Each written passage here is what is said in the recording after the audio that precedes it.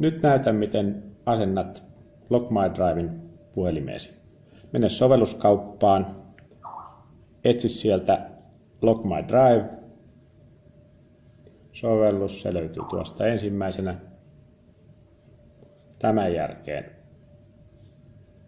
asenna se, hyväksy sijaintitietojen käyttö.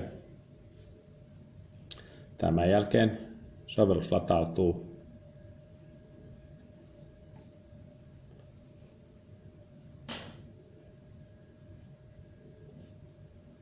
Ja kun sovellus on latautunut,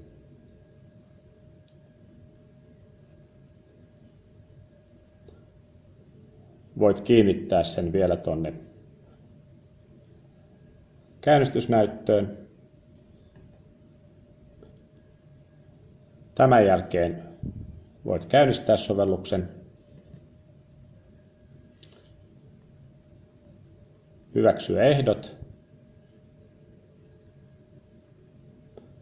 Ja aloittaa ilmaisen kokeilun antamalla nimesi.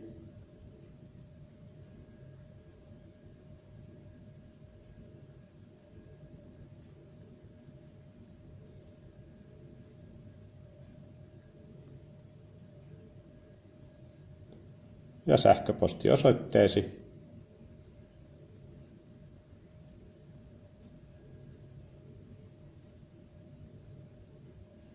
Noin, ja puhelinnumero.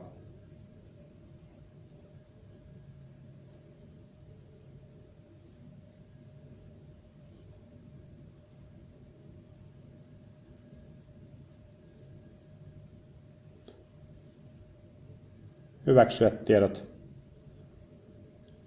Eli sähköpostiin tulee salasana ja järjestelmä on käytössä.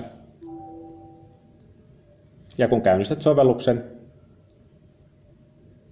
muuttuu ikonit vihreiksi silloin, kun järjestelmä on toiminnassa ja voit lähteä ajamaan.